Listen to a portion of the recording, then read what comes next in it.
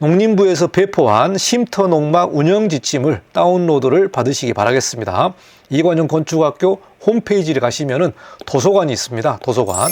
체류형 쉼터가 현실적으로 건물을 짓는 것보다 더 어렵습니다. 왜 그러냐면 신축 같은 경우는 동네에 이런 전기라든가 상하수 라인이라든가 이런 부분들이 다 세팅이 되어 있기 때문에 설치하는데 문제 없습니다만은 동네 마을 안에다가 짓는 게 아니고 농지에다가 짓는 거기 때문에 농지가 동네에서 멀어지면 멀어질수록 매우 어려운 상황에 접할 수 있다는 부분을 여러분이 잘 아시면 될 것 같습니다.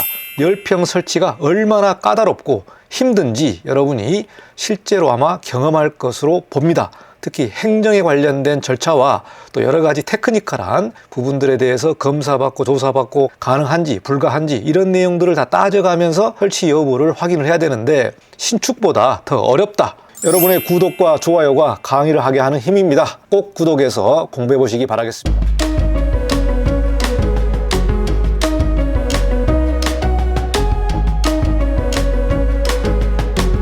네, 안녕하십니까. 이관영 건축사입니다. 이번 시간은 농촌 체류형 쉼터 운영 지침 마지막 시간이 되겠습니다.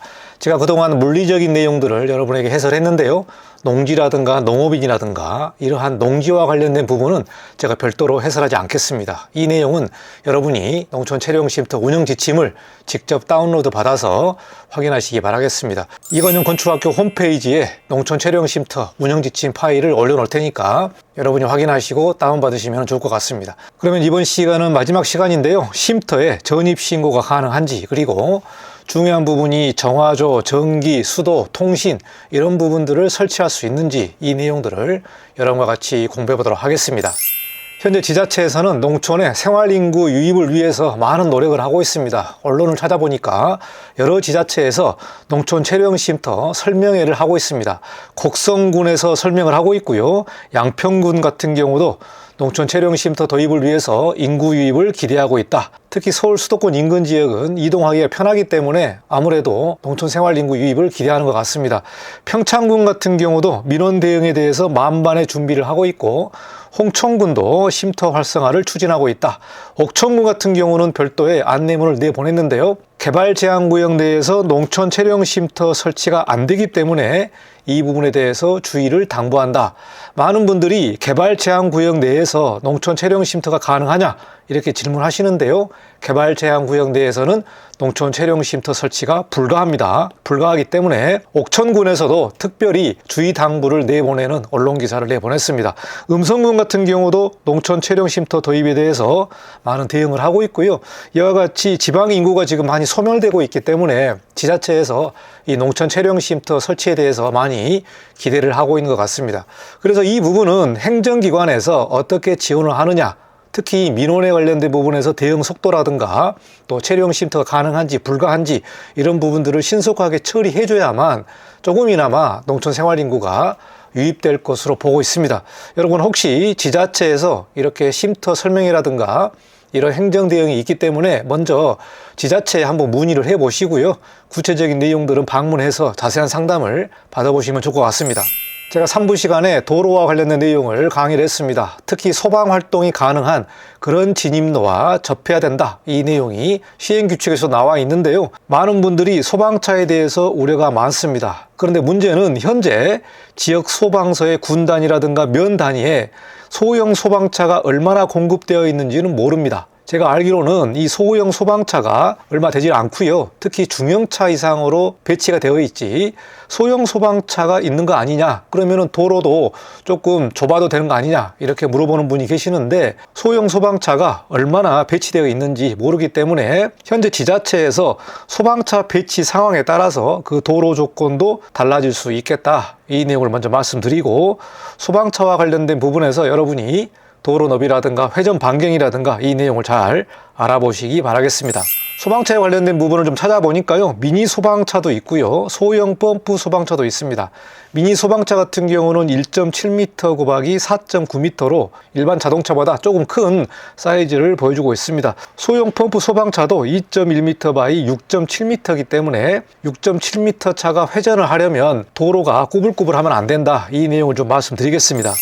특히 중요한 부분은 체류형 쉼터가 이렇게 좀 한가한 곳에 위치할 수 있기 때문에 펌프차로서 이렇게 소화 활동이 가능하겠냐, 이 부분 우리가 의심할 수 있는데요. 중요한 부분은 물탱크 소방차가 직접 가서 소화 활동을 해야 되기 때문에 제가 찾아본 바로는 소형 물탱크 소방차를 좀 찾기가 어려웠습니다. 그래서 중형 물탱크 소방차가 직접 가서 소화 활동을 한다면은 이 소방차 크기가 2.5m 바이 8m입니다. 상당히 크기 때문에 회전 반경이 거의 한 16m, 17m가 나와야 되니까 꾸불꾸불한 그런 도로는 좀 어렵겠다, 이 내용을 좀 말씀드리고, 이 부분은 지자체에서 기준을 마련할 것으로 보고 있습니다. 그래서 농지과, 건축과, 도로과, 그리고 또 소방서와 관련해서 업무를 조금 긴밀하게 협조를 하면서 체류형 쉼터 도입을 위해서 적극적으로 행정 지원을 해야만 본격적으로 많은 분들이 체류형 쉼터를 설치할 것으로 예상을 합니다. 여기까지 간단하게 소방차에 관련된 부분을 한 번 더 체크를 했습니다. 여러분 잘 알아보시기 바라겠습니다. 다음은 쉼터에 전입신고가 가능한지 그 내용을 좀 보도록 하겠습니다. 쉼터에 전입신고가 가능합니까? 이렇게 질문한 분이 계시는데요. 운영지침에서도 분명하게 가능합니다, 이렇게 답변을 했습니다. 그러나 행정처분을 받습니다, 이런 대답이 나왔기 때문에 행정처분을 받는다, 이렇게 이해할 수 있고요. 전입신고가 가능하다고 합니다. 문제는 뭐냐면 쉼터는 임시숙소고요, 임시거주입니다. 그래서 주택이 아니기 때문에 임시숙소란 부분을 강조를 하고 있습니다. 그리고 주민등록법상 30일 이상 거주 목적으로 하게 되면 전입신고를 해야 되는데요.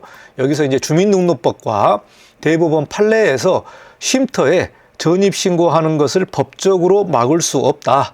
특히 이제 헌법에서 말하고 있는 또 행복추구권이라든가 이동자유권이라든가 이런 부분들이 있기 때문에 대법원 판례에서는 함부로 전입신고를 막을 수 없다라고 나와 있습니다. 이렇기 때문에 주민등록법과 대법원 판례상 쉼터에 전입신고하는 것을 법적으로 막을 수가 없다, 이렇게 운영지침에도 나와 있습니다. 이런 부분들을 강조를 하면서, 그러나 전입신고 시 농지법을 위반한다. 왜 그러냐면 농지에서는 거주를 할 수 없기 때문에 전입신고를 한다면 농지법을 위반한다고 말하고 있습니다.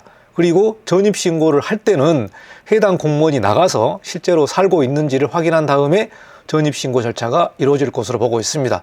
전입신고가 된다면 원상복구 등의 처분이 나올 수밖에 없을 것 같습니다. 건축법 같은 경우는 법을 위반할 경우에 시정명령이 나오고 시정하지 않는다면 이행강제금이 나오게 됩니다. 이행강제금은 1년에 2번까지 지자체에서 부과를 할 수 있습니다. 통상 한 번 정도를 부과하는데요. 이행강제금이 부과된다, 이 내용을 말씀드리겠습니다. 또 고발 조치가 되게 된다면 벌금이 또 나올 수가 있기 때문에 여러분이 이 내용을 좀 잘 살펴보시고, 전입신고는 가능하지만 그 후속에 행정처분이라든가 벌금 등이 나올 수 있다는 부분을 여러분이 잘 인지하시면 될 것 같습니다. 여기서부터는 농막의 구체적인 설비라든가 그런 문제들을 좀 살펴보도록 하겠습니다. 농막이 임시 거주 기능을 하려면, 임시 거주라도 사람이 쉼터에서 살아야 되기 때문에 기본적으로 상수, 하수, 정화조, 통신 이런 부분들을 해결을 해야 됩니다. 그렇기 때문에 중요한 부분이 전기, 상수, 하수, 정화조, 특히 통신 등 이런 부분들이 다 설치가 되어야만 사람이 살 수 있는 거주 기능을 만족할 수 있겠다. 특히 이 통신 부분, 인터넷도 돼야 되고 또 거기서 잠시 일도 볼 수 있기 때문에 통신 같은 경우도 들어야 되겠습니다. 운영 지침에서는 구체적으로 이러한 부분들을 언급이 없고요. 정화조에 대해서 조금 나왔고 전기 부분은 살짝 언급이 되어 있습니다. 중요한 부분은 체류형 쉼터가 현실적으로 건물을 짓는 것보다 더 어렵습니다. 왜 그러냐면 신축 같은 경우는 동네에 이런 전기라든가 상하수 라인이라든가 이런 부분들이 다 세팅이 되어 있기 때문에 설치하는데 문제 없습니다만은 동네 마을 안에다가 짓는 게 아니고 농지에다가 짓는 거기 때문에 농지가 동네에서 멀어지면 멀어질수록 매우 어려운 상황에 접할 수 있다는 부분을 여러분이 잘 아시면 될 것 같습니다. 그러니까 이게 10평짜리더라도 실제로 주택이라고 보고 설치를 하게 된다면 상수 연결이 안 되면 물을 쓸 수가 없기 때문에 거주가 할 수 없죠. 이런 경우에는 지하수를 간정하게 되면 비용이 또 추가로 들어가기 때문에요. 배보다 배꼽이 크다고 이런 문제들 때문에 처음부터 그냥 지쳐서 포기하는 경우들이 있을 것 같습니다. 중요한 부분이 물이 들어오느냐, 그리고 또 전기 인입 여부도 확인을 해야 되기 때문에 한정과 좀 협의를 해야 될 것 같습니다. 그래서 전기 인입 가능 여부를 확인을 해야 됩니다. 여러분 쉼터가 10평이라도요 건축보다 더 어렵습니다. 10평 설치가 얼마나 까다롭고 힘든지 여러분이 실제로 아마 경험할 것으로 봅니다. 특히 행정에 관련된 절차와 또 여러 가지 테크니컬한 부분들에 대해서 검사받고 조사받고 가능한지 불가한지 이런 내용들을 다 따져가면서 설치 여부를 확인을 해야 되는데 신축보다 더 어렵다. 이 내용을 좀 말씀드리기 때문에 여러분이 미리 마음가짐을 단단히 먹고 하나하나를 헤쳐가면서 설치를 해야 될 것 같습니다. 그래서 지자체에서 인구 유입을 위해서 행정 대응과 신속 지원이 필요하다. 그래서 지자체장이 얼마나 여기에 신경을 쓰느냐에 따라서 체류형 쉼터 설치가 빨리 갈 수도 있고 천천히 갈 수도 있고 이런 문제가 있을 것 같습니다. 정화조 부분에 대해서 설명하도록 하겠습니다. 정화조는 꼭 설치해야 됩니까? 이런 질문이 있는데요. 설치 안 해도 됩니다. 설치 안 해도 됩니다. 운영 지침에서도 정화조 설치는 선택입니다라고 나와 있는데 단 조건이 정화조를 설치 안 하면 화장실 설치를 할 수 없습니다. 이렇게 단서 조항을 첨부를 했습니다. 운영 지침에서도 정화조는 꼭 필수 사항이 아니다라고 말을 하고 있습니다. 쉼터 입지에 따라서 정화조 설치 제한 여부를 확인을 해야 되고요. 또 환경 문제라든가 그 땅이 가지고 있는 여러 가지 제한 문제가 있을 수 있기 때문에 정화조 설치 여부를 먼저 확인을 하셔야 될 것 같습니다. 정화조를 미설치할 경우에는 수세식 변기 설치가 불가하다. 이 내용을 말씀드리고요. 특별대책지역이나 수변구역 같은 경우에 정화조 설치가 불가하기 때문에 여러분이 해당 지역에 대해서 먼저 자세하게 좀 알아보시면 좋을 것 같습니다. 운영 지침에서 정화조에 관련된 오수 발생량 산정 기준에 그 내용이 나와 있기 때문에 그 산정 기준의 데이터를 보시고 정화조 용량에 관련된 부분의 규정을 여러분이 잘 지켜서 설치를 해야 될 것 같습니다. 정화조 오수 발생량 기준에 대해서 운영 지침에서 언급을 하고 있는데요. 여기서 보시면은 주거시설로 보고 단독주택의 농업인 주택으로 분류를 했습니다. 그래서 오수 발생량을 보게 되면은 일일 오수 발생량이 1인당 170리터로 산정을 했고요. BOD 농도도 200으로 산정을 했습니다. 그래서 농촌 체류형 쉼터는 사람의 임시 거주를 전제로 하는 만큼 오수 발생량은 농업인 주택 기준으로 산정을 했고요. 여기서 환경부 고시에 따른 정화조 오수 발생량 산정 기준을 적합하게 설치를 해야 됩니다. 그래서 신고 들어갈 때부터 정화조 용량이라든가 정화조 업체에 관련된 기본적인 데이터가 들어가야 되고요. 나중에 준공할 때 정화조 설치 사진 그리고 정화조에 관련된 구체적인 내용들 또 서류들 또 업체 이런 부분까지 잘 챙겨야 준공이 나기 때문에 특히 이 정화조에 관련된 서류를 여러분이 잘 챙기셔야 될 것 같습니다. 이 건축에서 신축을 할 때도 정화조 부분은요 까다롭게 보기 때문에 정화조 용량이라든가 공장에서 나올 때 정화조의 그 태그 그리고 제작 업체 이런 부분들까지 다 있는 사진이 또 제출해야 되기 때문에 여러분이 그런 서류들을 잘 챙기시라고 제가 말씀드리겠습니다. 다음은 전기와 수도에 관련된 부분인데요. 운영 지침에서는 간략하게 언급이 되어 있습니다. 여기서 말하는 원칙은요. 새로운 간선 공급 설비는 불가하다. 이게 원칙이고요. 전기 같은 경우는 한전과 협의를 해야 되고 수도 같은 경우는 뭐 수도사업소라든가 또 해당 군청에서의 수도 관련 담당 부서와 협의를 해야 될 것 같습니다. 통신 같은 경우는 통상 KT와 협의를 해야 되는데요. 여러분이 쉼터의 입지를 찾을 때 동네 마을 인근에 설치를 해야만 이런 부분들에 대해서 인프라가 다 연결될 것으로 보고 있습니다. 동네와 너무 떨어진 좀 이격된 곳에서 여러분이 쉼터를 설치하시면 한전이라든가 수도라든가 통신 같은 경우가 갈 수가 없기 때문에 이 부분은 여러분이 미리 좀 잘 체크를 해봐야 될 것 같습니다. 운영 지침에서 간단하게 언급되어 있는데요.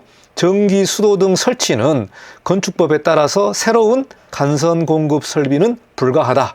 이렇게 나와 있고요. 국토부 유권 해석에 보면은 지선 설비는 허용하겠다. 이렇게 나와 있습니다. 지선 설비는 허용하겠다. 자, 그러면 지선 설비가 뭐냐? 여기서 국토부 유권 해석을 보면 간선 공급 설비의 설치를 필요로 하지 아니할 것. 이렇게 나와 있거든요. 이게 뭐냐면 가설 건축물에 관련된 전기, 수도, 가스의 부분이 되겠습니다. 그래서 새로운 간선 공급 설비는 안 된다. 이렇게 나와 있는데 사용자에게 직접 공급하는 지선 설비는 제외한다. 이렇게 나와 있기 때문에 특히 전기 부분에서 매우 중요한 내용이 되기 때문에 여러분이 설치가 되는지 안 되는지를 꼭 확인하시기 바라겠습니다. 그리고 마지막에 원론적인 내용을 언급을 하고 있는데요. 농촌 체류형 쉼터는 사람의 거주를 전제로 하는 시설물인 만큼 개인이 관련 기관에 신청할 경우 상수도, 전기, 설비 이런 부분들을 설치 가능하다 이렇게 나와 있는데, 이 부분은 이제 농림부에서 원론적인 얘기가 나와 있고, 특히 담당 기관에서는 다르게 해석할 수 있기 때문에요. 이 부분에 대해서 여러분이 체류형 쉼터 운영 지침을 출력해서 담당자들을 만나면서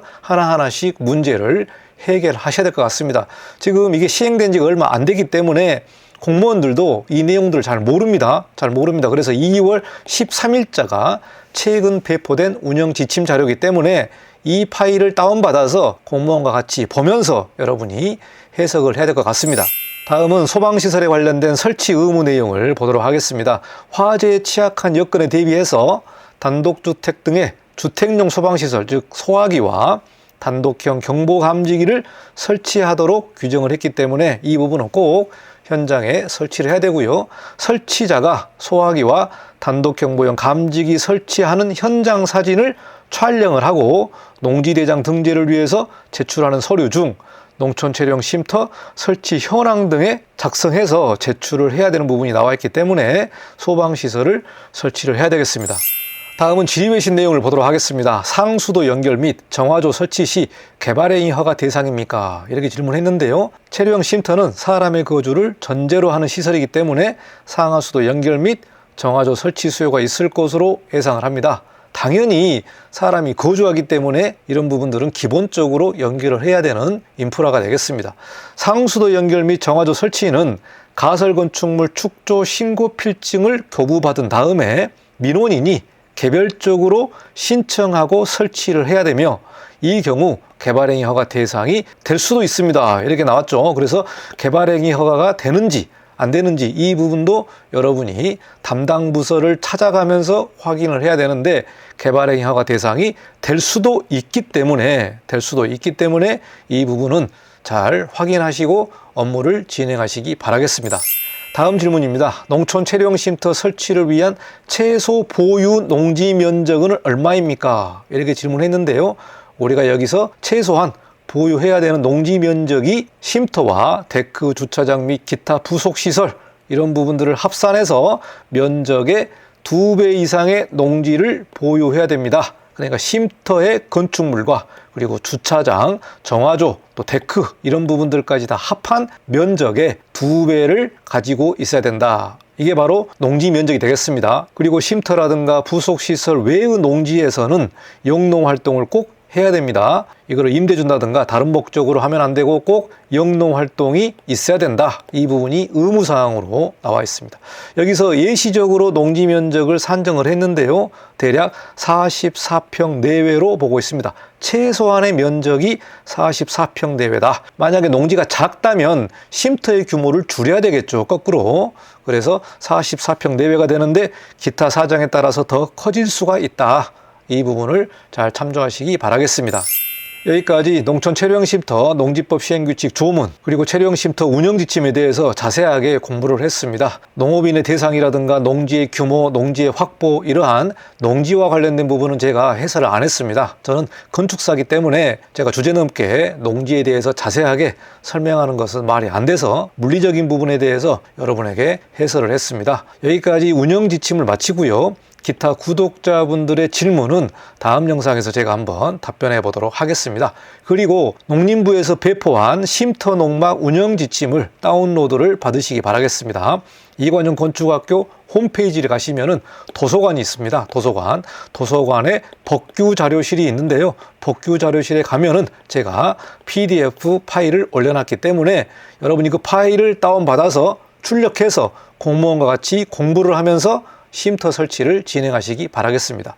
여기까지 운영 지침을 마치면서 다음에 또 다른 영상으로 여러분과 같이 공부해 보도록 하겠습니다. 감사합니다. 이관용 건축사였습니다.